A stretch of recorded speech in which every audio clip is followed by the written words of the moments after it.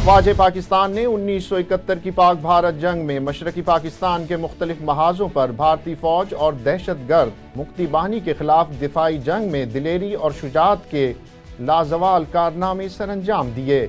پاک فوج کی بہادری کی کئی اندیکھی اور انسنی داستانوں میں سے ایک داستان کیپٹن احسن ملک ستارہ جرأت کی بھی ہے، جنہوں نے مشرقی پاکستان کے علاقے کمال پور میں جوانوں کی قلیل تعداد اور کم اسلحے کے باوجود بھارتی فوج کو ناکو چنے چبوائے۔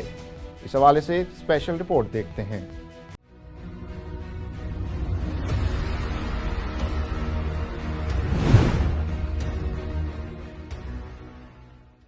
1971 کی پاک بھارت جنگ کے ہیرو کیپٹن احسن ملک ستارہ جرأت۔ افواج پاکستان نے 1971 کی پاک بھارت جنگ میں مشرقی پاکستان کے مختلف محاذوں پر بھارتی فوج اور دہشت گرد مکتی باہنی کے خلاف دفاعی جنگ میں دلیری اور شجاعت کے لازوال کارنامے سر انجام دیے۔ پاک فوج کی بہادری کی کئی اندیکھی اور انسنی داستانوں میں سے ایک داستان کیپٹن احسن ملک ستارہ جرأت کی بھی ہے، جنہوں نے مشرقی پاکستان کے علاقے کمال پور میں جوانوں کی قلیل تعداد اور کم اسلحے کے باوجود بھارتی فوج کو ناکو چنے چبوائے۔ بھارتی فوج کے بریگیڈیئر ہردیو سنگھ کو شمال میں آسام کی جانب سے مشرقی پاکستان پر حملہ کرنے کی ذمہ داری سونپی گئی۔ اس منصوبے کے راستے میں پہلی رکاوٹ مشرقی پاکستان میں کمال پور کی شمالی سرحد پر موجود پاکستان آرمی کی چوکی تھی، جہاں ایک نوجوان افسر کیپٹن احسن ملک دفاعی پوزیشن مضبوط کرنے میں جٹے ہوئے تھے۔ بریگیڈیئر ہردیو سنگھ کے زیر کمان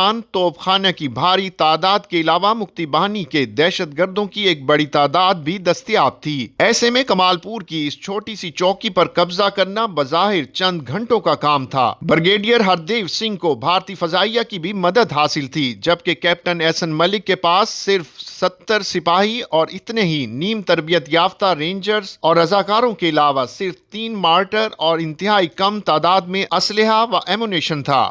22 اکتوبر 1971 کو بھارتی فوج نے مکتی باہنی کے دہشت گردوں کی مدد سے اس چوکی پر حملہ کیا۔ اس حملے میں بھارتی فوج کو منہ کی کھانا پڑی اور وہ 9 لاشیں چھوڑ کر واپس بھاگ گئے۔ اس کے بعد دوسرا بھارتی حملہ 14 نومبر کو کیا گیا، جس میں دوبارہ ناکامی ہوئی۔ کیپٹن احسن ملک، جو کرنل رینک پر ریٹائر ہوئے، اپنی آپ بیتی میں لکھتے ہیں، 15 نومبر کو ہمارے چند فوجی پیٹرولنگ کی غرض سے نکلے تو دشمن نے ان پر گولیوں کی بوچھاڑ کر دی، جس سے احساس ہوا کہ چوکی پر قبضہ کرنے کی ابتدائی کوششوں میں ناکامی کے بعد بھارتی فوج نے ان کی چوکی کو دوبارہ گھیرے میں لے لیا ہے۔ بریگیڈیئر ہردیو ابتدائی ناکامی کے بعد حکمت عملی بدلنے پر مجبور ہوئے۔ ایک بار پھر انہوں نے چوکی کا مکمل محاصرہ کر لیا اور توپ خانے سے بھاری بمباری کا آغاز کر دیا۔ بریگیڈیئر ہردیو سنگھ کا مقصد تھا کہ چوکی پر حملے میں مزید جانی نقصان کے بجائے پاکستانی فوجیوں پر نفسیاتی دباؤ ڈالا جائے اور ان تک کسی قسم کی کمک پہنچنے کے امکانات کو ختم کر کے انہیں ہتھیار ڈالنے پر مجبور کر دیا جائے۔ بھاری بمباری کے باوجود کیپٹن احسن ملک اور ان کے جوان نفسیاتی دباؤ کا شکار نہ ہوئے تو 21 نومبر کو بھارتی فوج نے بھرپور حملہ کیا۔ اس بار بھارتی فوج کو بھاری جانی نقصان اٹھانا پڑا۔ کچھ دیر بعد ایک دوسرا حملہ بھی اسی طرح ناکام ہوا۔ احسن ملک کے مطابق اگلی صبح انہوں نے چوکی کے آس پاس 28 لاشیں گنی، جن میں سے ایک بھارتی کپتان بھی تھا۔ احسن ملک کے مطابق ان لاشوں کو بیماری پھیلنے کے ڈر سے رات کے وقت دفنا دیا گیا تھا۔ 30 نومبر کو کمال پور پر بھارتی فوج کی جانب سے ایک بڑا حملہ کیا گیا۔ اس بار کیپٹن احسن ملک نے دشمن کو زیادہ قریب آنے کا موقع دیا اور ان کے قریب آتے ہی فائر کھول دیے۔ حملہ پسپا ہوا اور دشمن 20 لاشیں چھوڑ کر بھاگ نکلا۔